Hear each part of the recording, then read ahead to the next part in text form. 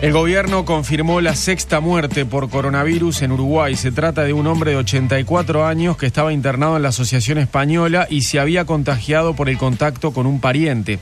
Ayer se detectaron 6 casos nuevos de COVID-19 y los positivos en nuestro país ascendieron a 406, con 14 pacientes en cuidados intensivos y 104 ya recuperados. El ministro del Interior, Jorge Larrañaga, dijo a Telemundo que le pidió al presidente de la calle Pou que el proyecto de ley de urgente consideración se envíe al Parlamento inmediatamente después de Semana de Turismo. Me parece fundamental porque muchos de los aspectos son de urgencia hoy. Precisamos la ley para el accionar de los efectivos y para disponer de más horas policiales, declaró el jerarca en la entrevista. Otros 3 turistas del crucero australiano Greg Mortimer, varado en aguas uruguayas, pisaron anoche tierra montevideana y fueron hospitalizados por haber contraído el nuevo coronavirus y presentar un estado complejo.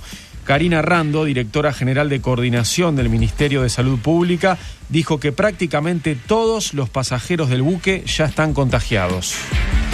El Sindicato Médico del Uruguay se reunirá mañana con el Ministerio y otros actores de la salud pública y privada, procurando mejorar la logística y aumentar la cantidad de test de coronavirus que se realizan.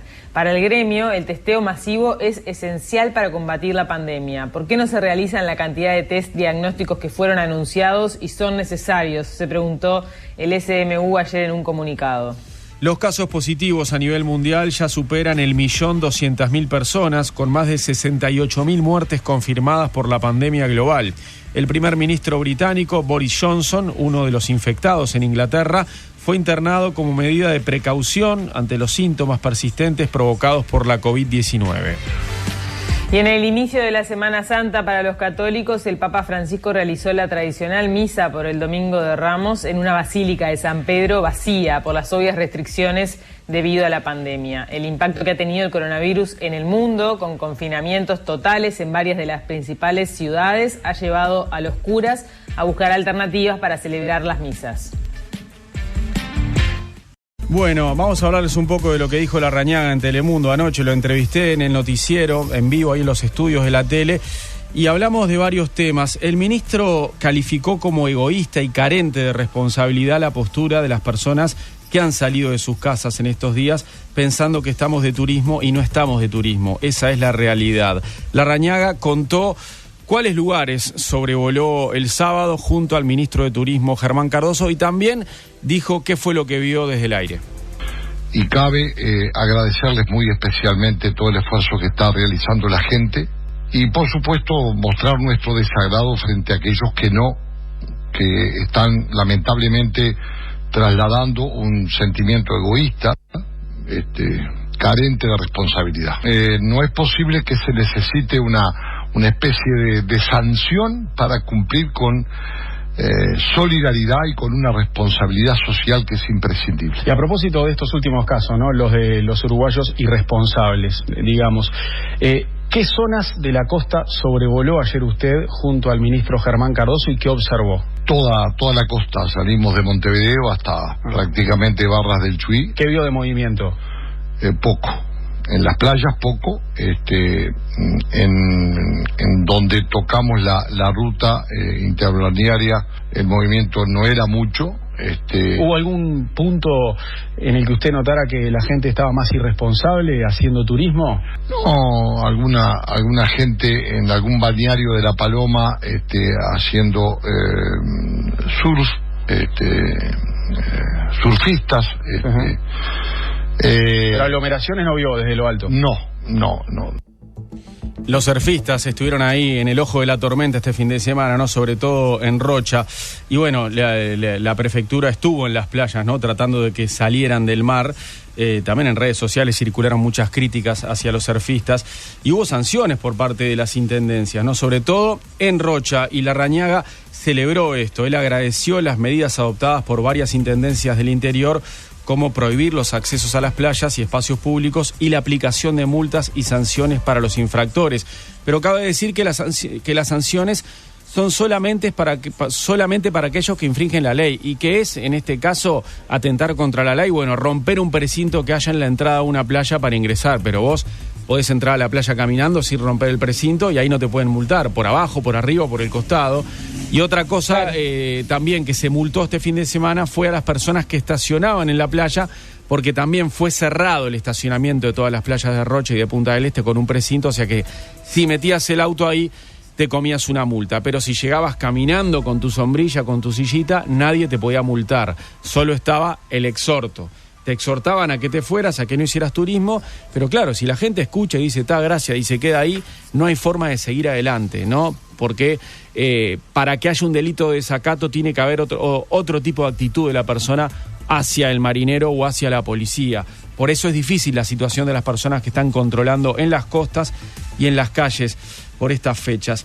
En determinado momento de la entrevista también hablamos con Larrañaga de la charla que mantuvo el sábado con el presidente de la República, Luis Lacalle Pou, y en ese momento el ministro del Interior contó que le pidió a Lacalle que después de la Semana de Turismo se evalúe la posibilidad de enviar inmediatamente el proyecto de ley de urgente consideración que, recordemos, quedó congelado tras el estallido de la emergencia sanitaria por el coronavirus. Estamos utilizando todos los recursos que son disponibles, y le adelanto una cosa que es importante.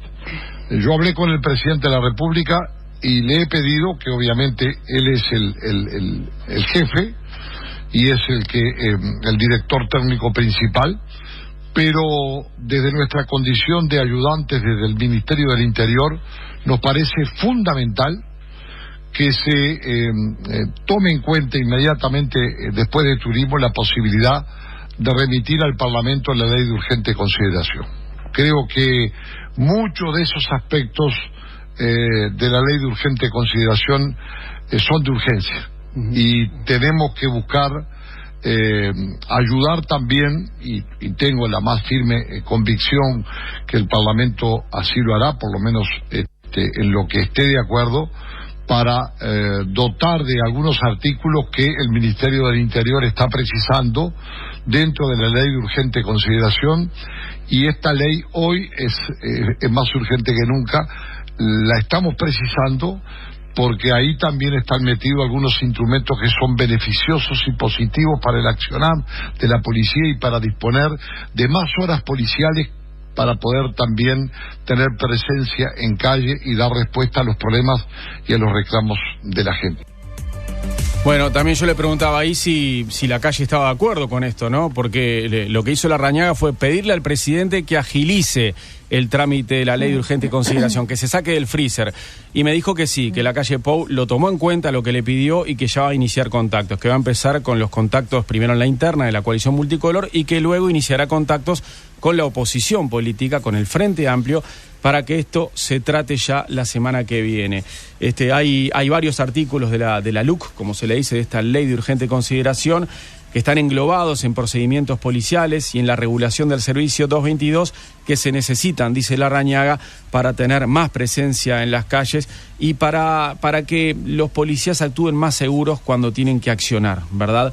El tema de ahí es que se les va a pegar porque ya se le venía pegando por decidir hacerlo a través de un procedimiento de urgente consideración, con el tema de los plazos, ¿no?, que son bastante acelerados, y ahora en este panorama de coronavirus, con un parlamento funcionando a media máquina completamente, ¿no? Las sesiones presenciales están limitadísimas. Bueno, ¿cómo se puede hacer para discutir a fondo un proyecto en estos plazos y en estas condiciones, ¿no? Sí, eso es un poco lo que me imagino que puede llegar a pasar. Va a ser otra polémica de la semana que viene. Seguro, y para nosotros comidilla, ¿verdad? Porque los periodistas nos vamos a enfocar desde el lunes en el tema de la ley de urgente consideración, seguramente.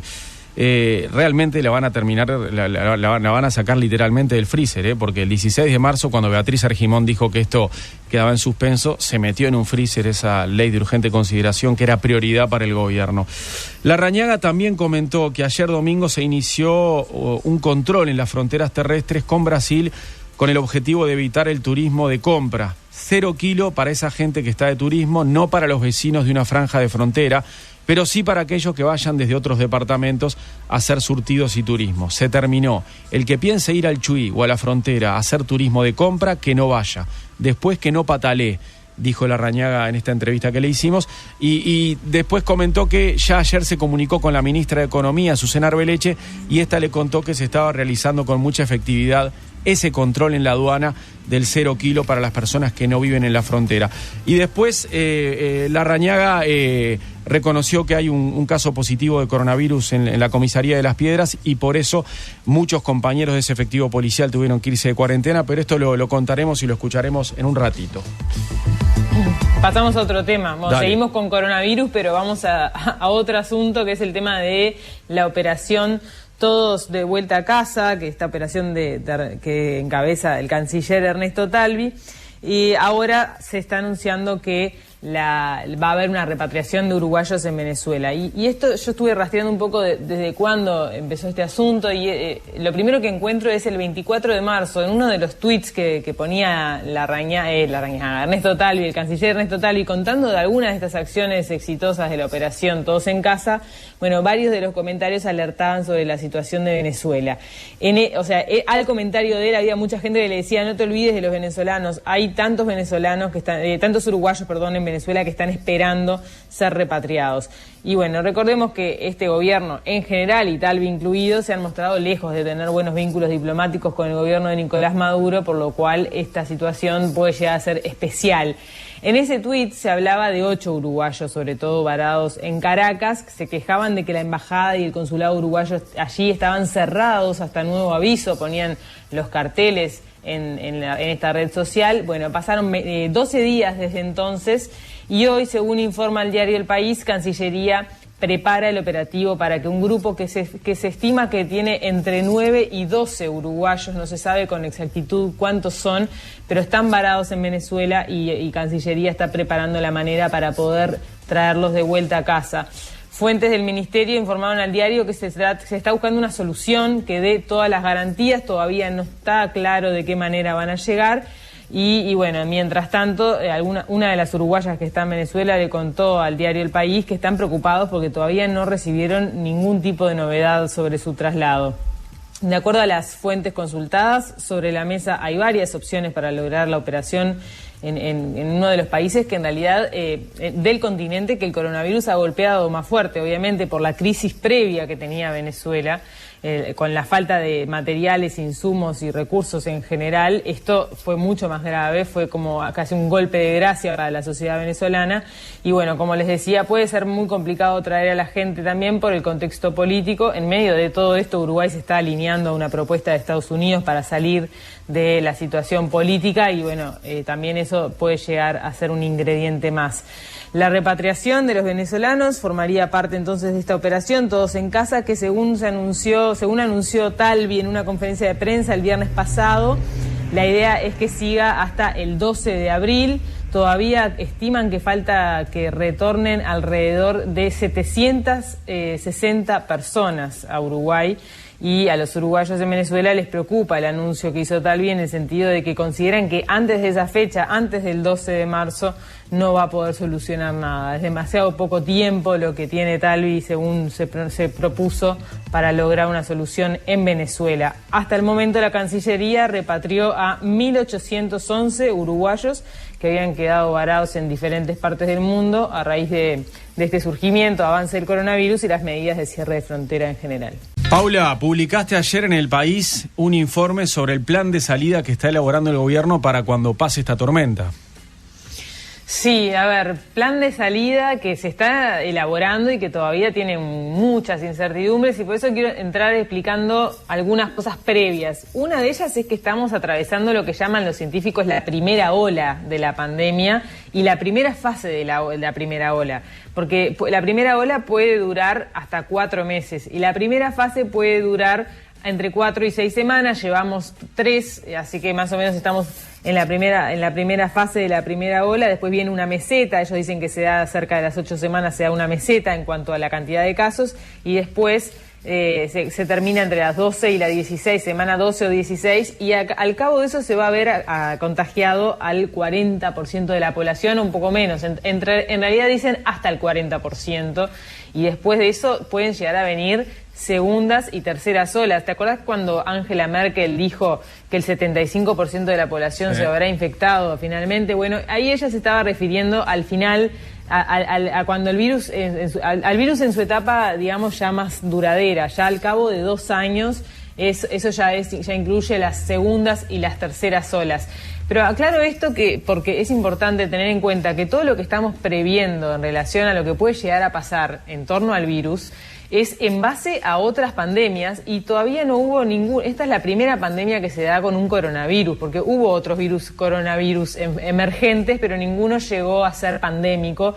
Y esto es importante porque los modelos que están mirando los médicos y los científicos en general tienen esa salvedad, ¿no? Que son todos en base a pandemias de influenza, que de hecho tienen, el otro día Henry Albornoz, el infectólogo grado 4, que es referente en todos estos temas, me decía que hubo 31 pandemias desde 1510 hasta acá, y esta es la primera que se conoce de coronavirus. Por lo tanto, si bien se espera que el COVID-19 se comporte de manera similar a la influenza, hay que tener en cuenta que no es lo mismo, y que los médicos ya están viendo que este virus tiene una capacidad más alta de mutación que el de la gripe, con lo cual no se sabe exactamente qué tanta inmunidad podemos llegar a adquirir habiéndonos infectado, incluso. Si no vamos a tener una reinfección, es decir, que, que el virus, el virus podría llegar a mutar de manera tal que nuestro sistema inmunológico, por más que lo haya tenido, no lo reconociera, entonces ahí, bueno, sería todo peor, ¿no? Claro, quedás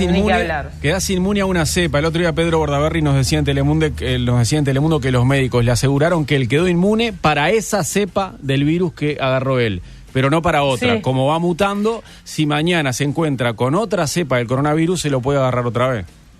Eso por un lado, y después por otro te dicen que los coronavirus, que generalmente nosotros los conocemos porque son los causantes de nuestros resfríos, vos te agarrás un resfrío hoy y quizás te lo volvés a agarrar en un mes, ¿no? Claro. O sea, la inmunidad que vos adquirís con los coronavirus, por lo que se ha visto, es poca. Y este no debería por qué ser la excepción, ¿no? Ese es un tema. Y otro tema que puede llegar a complicar y que de alguna manera alterar el periodo que se está previendo para la pandemia de coronavirus es, en nuestro caso, en otros casos, en el hemisferio norte el frío ya estaba terminando cuando llegó todo esto. Nosotros recién estamos empezando el frío, y esto puede complicarnos al hemisferio sur en general y a Uruguay en particular, porque obviamente esto implica que se puede llegar a agravar por las aglomeraciones en los lugares cerrados que fomenta el invierno, y porque eso podría hacer que la diseminación se acelerara, que está siendo bastante lenta, según dicen los médicos acá en Uruguay, y por otro lado la combinación con otros virus estacionales que pueden llegar a complicar, sobre todo la obsesión de los médicos, que es que no se saturen las emergencias y los CTI.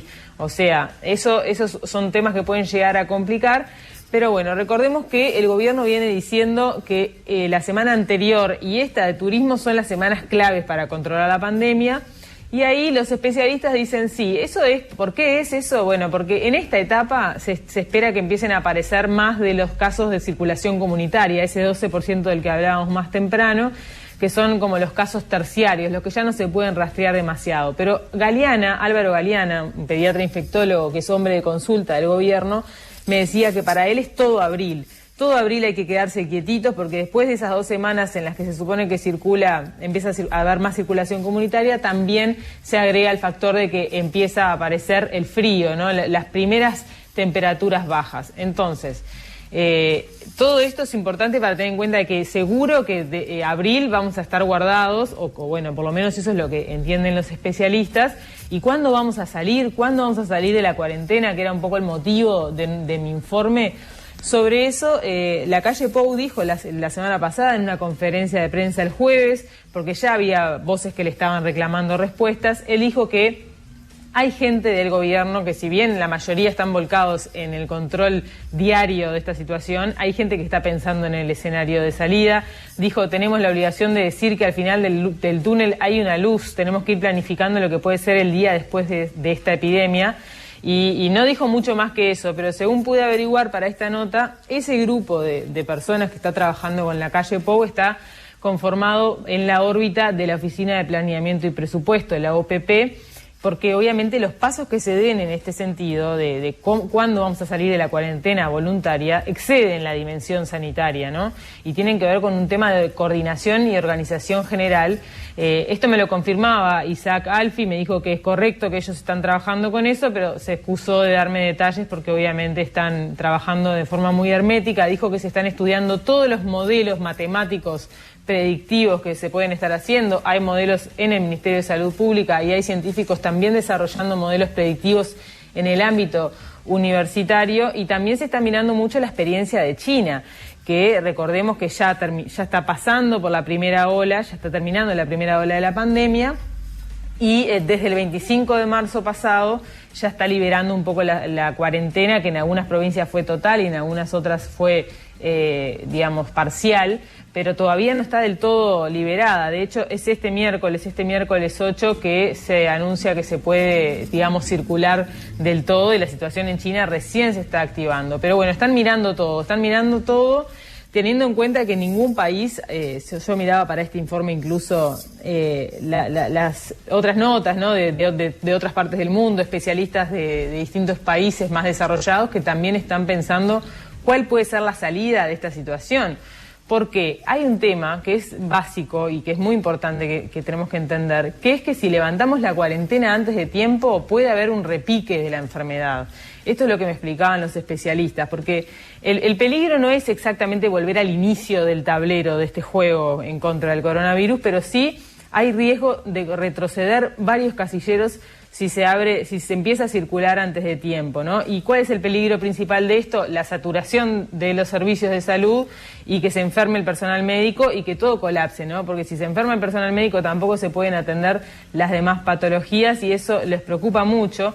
Y además porque la enfermedad, esta COVID-19, tiene una particularidad, que es que los tiempos de internación en los casos graves son muy extensos y se llevan mucho tiempo de cama de CTI. Eso preocupa muchísimo, de que en el invierno, si se levanta la cuarentena antes de tiempo, que el invierno se complique en serio en Uruguay. Lo esperable, dicen los especialistas, no es que no haya un aumento de casos cuando se levanten las medidas. Lo esperable es que haya un aumento de casos, que haya un repique, y que incluso que se tengan que reinstalar las medidas de cuarentena. Por eso es muy importante no ponerse ansiosos con esto y esperar bien a que sea el momento, ¿no? Pero bueno, dentro de todo, a ver, ellos dicen, lo mejor es tratar de ir modulando el fenómeno, ¿no? Dejar que ocurra hasta cierto margen, porque si vos lo contenés, cuando soltás, eso puede ser inmanejable, ¿no? Pero lo recomendable es eso, ir modulando, y en ese sentido, bueno, están pensando que esto del encierro está bien, pero no puede durar muchísimo más, no puede ser indefinido, indeterminado, así que en algún momento vamos a tener que volver a circular. Y para eso, bueno, ¿qué dicen los especialistas? Ellos dicen, primero que nada, que no están pensando en concreto en liberar ahora, porque están con la cabeza puesta en la cotidiana, pero sí se animan a dar algunas orientaciones, y en ese sentido dicen que el plan de salida de cuarentena debe ser progresivo, que debe ser en etapas. Galeana, por ejemplo, me decía que él quiere ver qué pasa en abril con los CTIs. En función de qué tan saturados estén los CTIs este mes, ahí, bueno, se va a poder pensar un poco en un plan real de salida.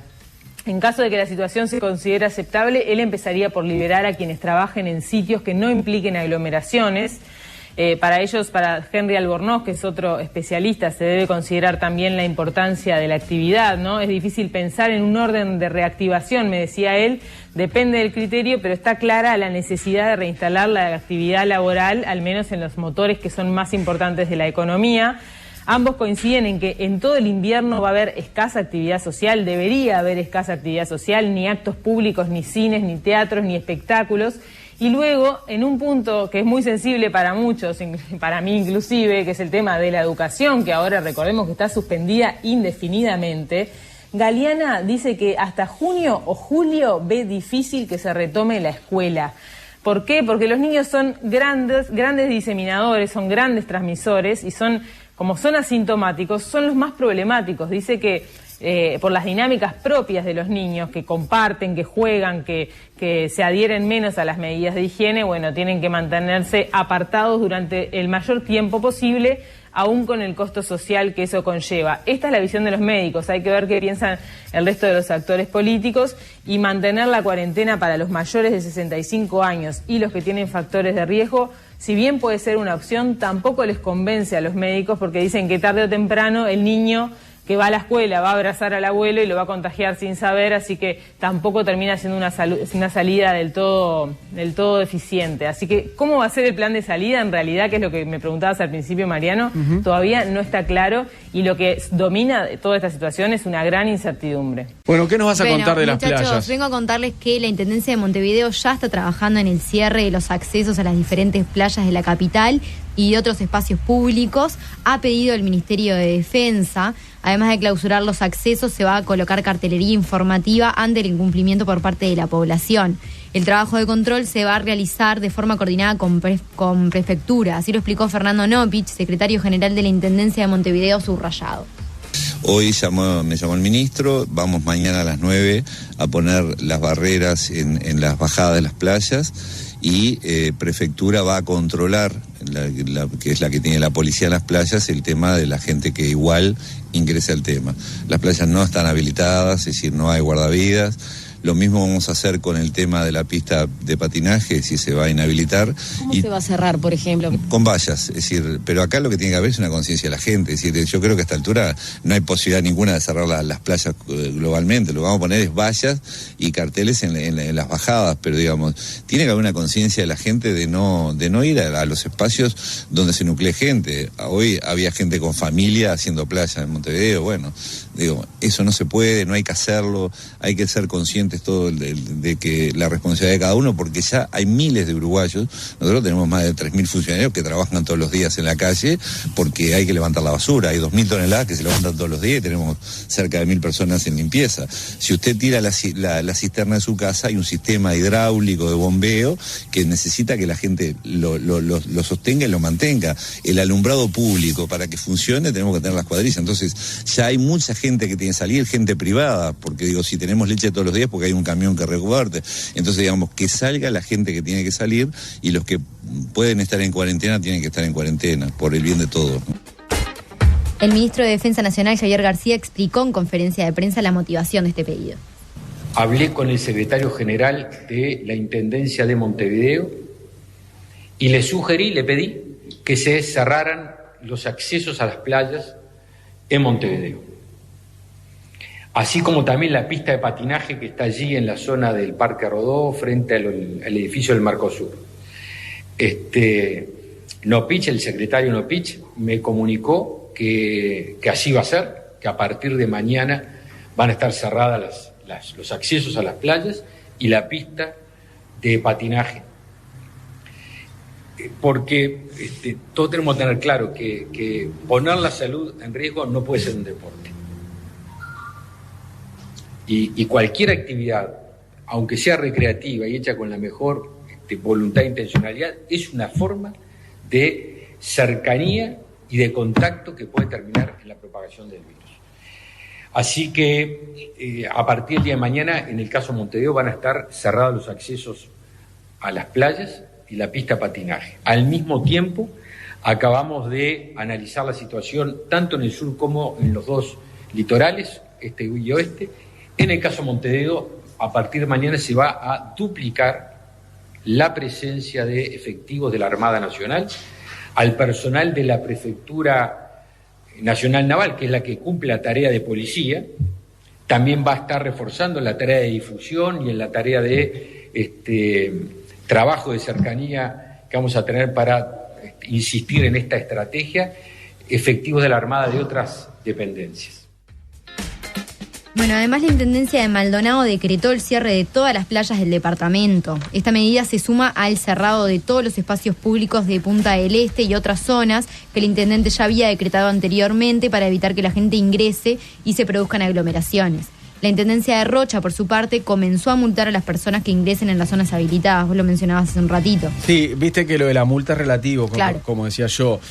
Si vos no rompés nada o no derribas nada y te metés en la playa, que en realidad es fácil hacerlo, no te pueden multar. Claro, bueno. Te multan si rompés un precinto o si estacionás en el parking de la playa, que eso sí está cerrado. Claro. Pero, o sea, no, por ahora no pueden impedirte el ingreso a la playa si lo haces sin romper nada, digamos. Bien, bueno, la intendenta de Rocha, Flavia Coelho, manifestó su malestar en diálogo con Telenoche y explicó un poco cómo funcionaría esto de la multa. Creemos que ha habido un acatamiento de una gran parte de la población, pero hay otra parte de la población que realmente no ha comprendido que no estamos de vacaciones, que no es momento para esto, no es momento de salir, que tenemos una población de riesgo muy importante en Uruguay porque somos una población envejecida y a eso le sumamos gente con patologías y bueno, tenemos que ser muy conscientes. Inhabilitamos muchos lugares y lo expresamos públicamente en un comunicado hace algunos días para que todo el mundo tuviera un conocimiento cabal de que iban a haber lugares con alguna cinta y que ahí no se puede pasar. A nadie se le puede ocurrir que las personas igualmente van a pasar para esos lugares, por ejemplo, las playas. Bueno, entonces si no se entiende, realmente tenemos que empezar a multar. Bueno, por su parte, el legislador nacionalista Alejo Umpierres advirtió en diálogo con La Paloma Digital que reaccionará ante cualquier persona que lleve el virus al departamento de Rocha. Es que tenemos las previsiones penales ya escritas, 224 del Código Penal, violación de normas y disposiciones sanitarias. Y esto tiene que saberlo cada uno de los que vaya a salir a la ruta a violar esta veda que tenemos que tener turística. El delito del 224 del Código Penal prevé una sanción de 3 a 18 meses de prisión a aquellos que violen las normativas sanitarias y perfectamente si alguien genera un efecto de contagio, yo, Alejo Umpierres, como representante nacional, voy a ser el denunciante de aquel que venga a mi departamento y deje un contagio, un virus en un departamento que el día de hoy, salvo 2 casos importados, no tenemos ningún problema sanitario. Como representante de la ciudadanía rochense, voy a accionar frente a la Fiscalía y frente al Poder Judicial para denunciar a aquel ciudadano que llegue a venir a nuestra tierra y a dejar el virus presente generando contagio en ese acto de falta de solidaridad y de conciencia que tienen algunos subnormales que salen a hacer turismo todo. Bueno, vamos a la actualización de los casos, porque según el último informe del Sistema Nacional de Emergencias, ayer se procesaron 145 análisis, con 139 resultados negativos y 6 positivos. No sé vos, Mariano, pero yo tengo la sensación de que los domingos siempre hay menos análisis, menos positivos. Sí, totalmente. No sé si es algo que se viene dando en las últimas semanas. Y hace 2 domingos que no hay conferencia tampoco en la Torre Ejecutiva. Como que... Sí, está tranquilo en todo sentido, ¿no? Ojo, igual tuvimos una nueva muerte, lamentablemente, ¿no? Bueno, la nota ahora triste hablamos de ayer, de eso, claro, sí. Sí, claro. Bueno, desde el día que se declaró la emergencia sanitaria, que ustedes ya saben, fue el viernes 13 de marzo, se procesaron 5.208 test con 4.802 negativos y lo que da 406 positivos. Y de esos 406 positivos confirmados de COVID-19, por el medio del test diagnóstico, que todo el mundo sabe que son muchos más los que hay en la realidad que los que se confirman por test diagnóstico, ¿no? 14 hay hoy en cuidados intensivos y hay una persona que está en cuidados intermedios. Aumenta la cantidad de gente en CTI. De todos esos casos positivos, 51 corresponden al personal de la salud, que también hay que tener especial cuidado en proteger a los médicos y a los enfermeros que están atendiendo esta pandemia en la primera línea de la batalla. Según los últimos datos, también hay 104 pacientes recuperados. O sea que el nivel de recuperados viene aumentando. Ayer aumentó más el nivel de recuperados que el nivel de nuevos casos infectados. Pero no tiene por qué ser una tendencia. Los departamentos con casos confirmados... Lo bueno de eso, Pau, es que tenemos menos focos infecciosos ya, ¿no? Que empieza a bajar eso, ¿no? Bueno, hay que ver eso. Para decir eso me parece que hay que mirar bien las estadísticas. Pero sí, cuanto más pacientes recuperados hay, menos focos infecciosos tenemos. O sea, hoy, a eso te referís, van bajando. Esos 406 test positivos no quiere decir que haya 406 personas con coronavirus. Hay, lamentablemente, 6 fallecidos y, como decíamos, 104 que ya no lo tienen y que ya no contagian. Además, sí, es cierto, y además para contarlos como recuperados, no es que se les fueran los síntomas y ya está. Tienen que pasar varios días y un test que muestre que el virus está negativizado. O sea que también hay que tener en cuenta que quizás son más los recuperados. Esto es A ver, esta es una foto de la realidad, no es la realidad porque los diagnósticos, como vamos a hablar en un ratito, no se están haciendo a todo el mundo. Por supuesto, y es todo un tema ese, ¿no? Incluso bueno, tampoco es la realidad en materia de muertes, porque la diaria informa que ya manejan 7 fallecidos en el ministerio. Bueno, ahora les cuento de eso también, de este informe de la diaria. Pero antes decirles que según lo último del informe del SINAE, que es el informe oficial que recibimos todos los días, es que los departamentos con casos confirmados siguen siendo Canelones, Colonia, Flores, La Valleja, Maldonado, Montevideo, Paysandú, Río Negro, Rivera, Rocha, Salto y Soriano. Y como decías vos recién, Mariano, anoche se divulgó en la página web de la diaria un informe del Departamento de Vigilancia en Salud del Ministerio de Salud Pública, elaborado ayer domingo, según dice la diaria, incluso se comparte el documento entero, y básicamente se trata de una actualización epidemiológica de pacientes con COVID-19 que detalla algunas características de los casos. En el texto, como os decía, se contabilizan 7 fallecidos y ayer estuve mirando esta tarde un poco cuál podía ser la explicación de esa diferencia entre 6 y 7, ¿no? Y básicamente puede llegar a ser que estén contando a la primera paciente que murió con COVID-19, pero que te acordás que decían que no había sido por el virus, sino por su situación previa, que si no me acuerdo mal era una paciente oncológica. Tenía ¿verdad? cáncer. Fue cuando la calle Pou dijo, hay una persona que murió, que había contraído coronavirus, pero no murió por el COVID-19, murió por el cáncer avanzado que tenía, la señora 84. Sí. Claro, el tema es que también entre las muertes que después empezaron a contar, también hay una paciente de 53 años, en este caso, que murió, que padecía tenía una patología oncológica en la mama. Pero bueno, son de los 7 fallecidos que cuenta la diaria, 4 de ellos eran personas mayores de 60 y con comorbilidades, o sea, patologías previas. Y bueno, el que falleció ayer, que es un paciente de 84 años, que era diabético, era hipertenso, y si bien fue dado de alta el 28 de marzo, reingresó ayer mismo domingo con un cuadro de rápida evolución, con disnea, o sea, incapacidad de respirar bien, insuficiencia respiratoria en general, finalmente falleció. Esta es la última muerte por esta enfermedad. Y bueno, del total de los casos positivos, según este informe, 57% tuvo antecedentes de contacto con casos positivos, lo que se llama casos epidemiológicos, digamos. 27% tiene antecedentes de viaje a zonas de transmisión, que esa cifra antes había sido del 20%, bueno, ahora subió un poquito, se ve que son más los contagiados por haber viajado. Y 12% se mantiene ese porcentaje, que son los que no tienen antecedentes epidemiológicos y que se llama ya de circulación comunitaria, es decir, no se puede rastrear exactamente de dónde lo sacó, seguramente sea un contagio de un contagio, ¿no? Ya lo que se llaman casos terciarios. Claro. Y hay un 4% que todavía está en investigación. Este documento detalla también el número de casos confirmados por prestador, y ahí si se miran las instituciones, las mutualistas, y también hace cuáles son los que tienen más casos, bueno, el Hospital Británico gana por lejos, tiene 76 casos el británico, luego le sigue la Asociación Española con 44, Blue Cross con 34, COSEM con 32, Sumum con 25, así que si miramos un poco el panorama, los seguros privados sobre todo son los que concentran hasta más del 50% de los casos se dan en los seguros privados de la salud, y en ACE, en cambio, por ahora solo hay 9 confirmados por laboratorio. Otro dato que es interesante es que el 92% de los pacientes están cursando la enfermedad en sus domicilios. Hay 13 personas en CTI según este informe, 2 en cuidados intermedios y 10 en sala. No 14 como decía el informe del SINAE, ahí puede haber una pequeña diferencia por actualización. Y en cuanto a la distribución por sexo, la mayoría de los pacientes en Uruguay son mujeres, esto es 55% frente a 45% de hombres. El grupo de edad que presenta mayor cantidad de pacientes es el de entre 55 y 64 años, pero la mayoría de los pacientes en general, si se mira el total, tienen menos de 54. Hay 6 niños menores de 15 años con COVID-19 y hay 26 pacientes adolescentes y jóvenes que tienen entre 15 y 24 años. Otra cosa interesante que incluye el informe, me parece interesante mencionar y ya con esto terminamos, es la distribución de casos por departamento y en algunos departamentos particulares por barrios.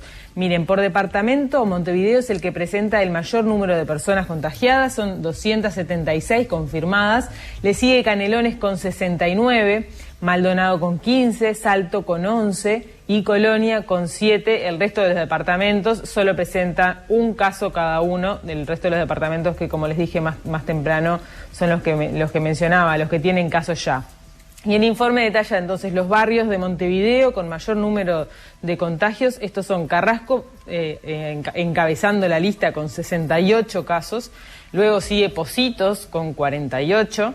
Luego Carrasco Norte con 20 casos. Punta Gorda con 13. La Blanqueada 7. Malvin 6. Parque Valle 5 y Villa Dolores 5 también. Y en Canelones, las localidades que presentan mayor número de casos son Barra de Carrasco con 16, Altos de la Tahona con 13, zonas muy cercanas a Carrasco, ¿no?, que parece ser el foco, y después, bueno, hay varios barrios en Canelones, pero básicamente los dos que tienen más casos son Altos de la Tahona y Barra de Carrasco. Ese es un poco el panorama. El vector Carmela incidió ahí, Exactamente.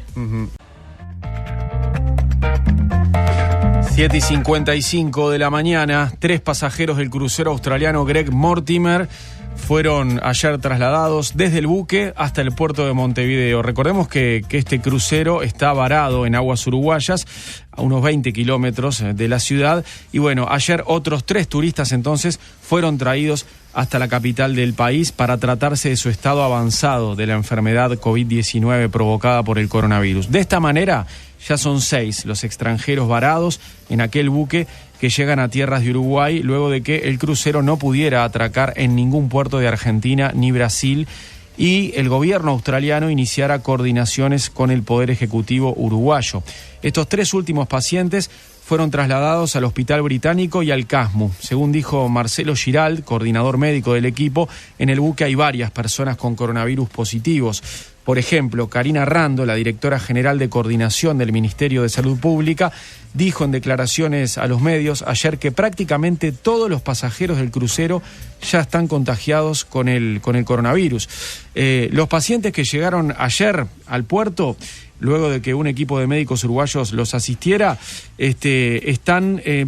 son de nivel amarillo, como decían ayer los médicos, ¿no? El nivel amarillo indica que son pacientes que están dentro de un grupo de riesgo, pero que no van a CTI, van a ir a cuidados intermedios.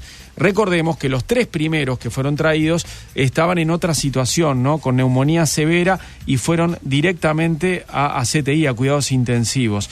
El trabajo de ayer se logró gracias a una coordinación de Cancillería, Ministerio de Salud y la Armada Nacional. Y ahora estamos en contacto con el médico Facundo Olmedo, uno de los doctores que viajó ayer hasta el crucero, hizo esos kilómetros y subió al barco para atender a estos turistas. Y nos va a contar su experiencia y, bueno, todo el protocolo que tuvieron que seguir. Facundo, bienvenido a Todo Pasa. ¿Cómo andás? Buenos días a toda la audiencia. Buenos días a todos. Buenos días a todos en el estudio ahí. Gracias por atendernos. Facu, contanos un poco cómo fue esta jornada tan diferente para ustedes, tan atípica. ¿Cómo llegaron al crucero y cómo es el trabajo que hicieron ahí? Bueno, la jornada empezó en el día de ayer a las 7 de la mañana aproximadamente. Cabe recordar que fueron 2 equipos médicos, uno por parte del Británico, del Hospital Británico, y otro por parte de 1727 y CASMU. Los médicos, yo personalmente fui con el equipo del CASMU, con otros colegas más médicos y enfermeros. Todo empezó a las 7 de la mañana cuando fuimos a la base de 1727, a la logística, donde se armó todo, y de ahí nos fuimos hacia el puerto con todo el equipamiento de apoyo aparte de lo que tenía el Ministerio de Salud Pública, lo que nos había brindado, y de ahí nos embarcamos en un buque que nos llevó del puerto hasta el crucero, que fue aproximadamente 1 hora y media de viaje. 1 hora y media de viaje. Bueno, una vez que llegaron al buque, contanos qué medidas de protección tomaron antes de empezar a atender a las personas que se encontraban en una situación más compleja. Bueno, eso quería aclararle a toda la gente para que estuviera tranquila, porque se difundieron fotos del cual estamos todos vestidos de médico, sin protección ninguna. Eso es antes de salir, obvio. Eso fue antes de salir. Una vez que llegamos al buque, que nos pasaron el plan de trabajo, nos vestimos con medidas de seguridad extrema, ¿no? Todo el personal que estaba en el buque, ¿no? ¿Qué fue todo lo que se pusieron? Nos tuvimos que sacar toda la ropa, ¿no? Nos tuvimos que poner vestimenta de bloque quirúrgico que se usa habitualmente y que es descartable. Arriba de eso, una foto que ustedes van a ver, que es un mameluco blanco impermeable, doble pares de guantes sellados en las muñecas, un par de lentes, un tapabocas de 95 y arriba de eso todavía un casco que tiene, es como una mampara que nos protege la cara. Lo vi, sí. Y abajo zapatones por arriba de nuestros zapatos. Bien. Bueno, ingresaste al buque, ¿no? Vos, por ejemplo, puntualmente, ¿a quién tuviste que asistir? Bueno, yo puntualmente, entre los grupos que se formaron, yo estaba en el grupo 5 con otro doctor y una enfermera, y nosotros teníamos que puntualmente asistir a los camarotes de la gente de la tripulación que trabaja en el barco. Ajá. De los cuales uno de esos pacientes que está internado ahora en el CASMU, lo valoramos y decidimos el traslado nosotros.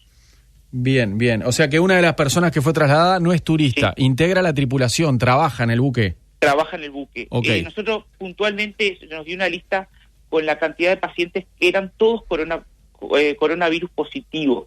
O sea, nosotros fuimos a ver específicamente a los pacientes positivos del barco. Que son muchos, ¿no? Y te diría que después que entramos ahí nos encontramos con una realidad bastante jodida, ¿no? Ajá. De gente que se había cambiado camarote o no estaba, fuimos a camarotes y habían otras personas que no la contábamos dentro de lo que nos habían brindado la información, gente, por ejemplo, muchacho o otros pacientes que habían ahí que estaban trabajando como cocineros que no interrumpieron sus actividades. Siguieron trabajando en contacto con la gente, en contacto con la comida, por ejemplo, ¿no? Exactamente. Nos encontramos con esa realidad lamentable. Claro. Y el panorama es que ya hay un contagio generalizado, global ahí en el barco, claro. Sí, tremendo. Yo creo que es tremendo, sí. Mirá vos, esto es una nueva demostración de que el virus avanza más rápido que otros, ¿verdad, Facundo? Sí, la tasa de contagio es superior, es alta, 2.8 aproximadamente. O sea, por cada persona se van a contagiar 3 personas aproximadamente. Mira, ¿y qué valorás en un paciente para que sea catalogado como de categoría de color amarillo, ¿no? Y que tenga que ser llevado a un sanatorio? Bueno, nosotros particularmente lo que les controlamos, obviamente el nombre, la nacionalidad, todo, que tuviese todo de acuerdo. ¿De dónde era la persona que vos atendiste? Era filipino. De Filipinas, uno de los filipinos. Era uno de los filipinos, uno de los que se fue al CASMU. Creo que había otro paciente, el cual no lo vi yo. Yo te digo, vi puntualmente ese Mariano, que fue el que decidimos la internación. Sí. Hay otro filipino que fue enviado también a un sanatorio y después una ciudadana australiana. La ciudadana australiana creo no, fue derivada al hospital británico. Al británico, ahí va. Y el filipino fue derivado también al CASMU. Bien. Bueno, ¿y qué percibiste en este paciente de origen filipino que te indicó que, bueno, no, esta persona se tiene que bajar de acá del barco y tiene que ir a Montevideo? Nosotros hacíamos control de la temperatura, presión arterial y la saturación de oxígeno al aire con un saturómetro y la frecuencia respiratoria. Si bien este paciente vos lo veías, estaba bien, nos contestó el interrogatorio y todo, la saturación de oxígeno no era la adecuada para la persona. Bien. Y estaba con una frecuencia respiratoria elevada. Claro, no podía seguir ahí a bordo del barco. No podía seguir a bordo. Porque ayer se informaba que la gran mayoría de los infectados son de color verde, son personas que están mejor y se van a volver en avión con coronavirus a sus países de origen. Van a crear un corredor humanitario, obviamente, pero van a tener que viajar todos en un avión contagiados de COVID-19 con medidas de seguridad, medidas de protección, por supuesto, para todos y para la tripulación, sobre todo, que seguramente estará sana, ¿no? Sí, mira, de la experiencia personal que tuvimos con el grupo, de aproximadamente los 40 pacientes que vimos, 39 fueron verdes y solamente este ciudadano fue que lo catalogamos como amarillo y decidimos el ingreso a un centro asistencial, en este caso es el CASMU. ¿Viste gente con miedo a bordo del buque, Facundo? Más que miedo, vi gente agradecida, sobre todo mucho agradecimiento por parte de las personas. Nos aplaudieron cuando llegamos, nos aplaudieron cuando nos fuimos, y vi muy buena recepción por parte de ellos. O sea, estaban agradecidos por lo que habíamos hecho. Ajá, bien. Y nos brindaron las gracias. En todo momento nos estaban brindando las gracias y nos estaban ayudando también. Claro. Una vez que se resuelve el traslado de un turista o de un integrante de la tripulación, le ponen exactamente la misma vestimenta que tienen ustedes como protección, ¿verdad? Bueno, lo que sucedió en este caso, como eran varios médicos, y cuando se decide el traslado por parte de las autoridades que teníamos que trasladar hacia Montevideo estos 3 pacientes, lo que hicimos fue la inmensa mayoría de los médicos, o la gran parte de los médicos que ya estaban en el buque, nos fuimos para un lado, nos aislamos, y otros colegas que los observaban, los valoraban y los controlaban durante el traslado, siguieron con extremas medidas de protección, ¿no? Y obviamente los pacientes ingresaron al buque de nosotros con extrema medida de protección también. Claro. Bien, yo vi algunas imágenes de estas personas llegando al puerto. ¿Los 3 que fueron trasladados ayer podían caminar? ¿Podían movilizarse ellos? Sí, a ver, de hecho, Mariano, el que yo vi personalmente se estaba movilizando, había salido a bañarse, o sea. Y salieron los 3 caminando, porque algunos de los pacientes que fueron traídos en días anteriores ya directamente los tuvieron que acostar en camilla porque estaban más graves, ¿no? Estaban mal. Sí, no, puntualmente el que yo vi podía caminar perfectamente. Y salió caminando. Y salió caminando. Y con una indumentaria similar a la de ustedes para protegerse, ¿no? De no contagiar a nadie, digamos. Exactamente. Todos los pacientes que salieron del crucero fueron con indumentaria con extrema protección, obviamente, ¿no? Bien. Facundo, te queremos agradecer por estos minutos en Océano. Y bueno, para cerrar, contanos qué significó esta experiencia para vos, que sos un médico joven, pero que ya tenés tu tiempo de trabajo y tuviste que vivir esto absolutamente distinto. Bueno, la verdad que fue una experiencia bastante conmovedora desde el punto de vista humano, no solamente para mí, sino para todo el equipo de médicos que conformaron las 2 instituciones, y enfermeros, y NERS. La verdad que fue una experiencia muy conmovedora desde ese punto de vista humano, y pedirle a la gente y a todo el pueblo uruguayo que trate de quedarse en su casa, que nos ayude, quedándose en sus casas, tratando de llevar esta semana de turismo lo más guardado posible. Yo ayer miraba justo, digo, esta gente está en camarote, digo, cumpliendo un aislamiento acá en camarotes, a veces con un tamaño que para 2 camas y un baño y un pasillito, digo, y ellos lo hacen y tienen la educación de quedarse en su casa. Por eso le pido a todo el pueblo uruguayo y a toda la gente que trate de ayudarnos y quedarse en su casa, que esto esperemos que dure poco. Doctor Facundo Olmedo, médico del CASMU, él es uno de los 16 médicos que ayer fueron a bordo del crucero Greg Mortimer. Algunos eran del CASMU, otros del británico. En el caso de Facundo del CASMU, bueno, nos atendió esta mañana y nos compartió su vivencia. Un abrazo y gracias, felicitaciones. Bueno, un beso, Mariano, a todos, Dale. A todos ustedes ahí. Arriba, querido, gracias. Chau. Chau. Arriba, querido, gracias. Chau. Chau. Arriba, querido.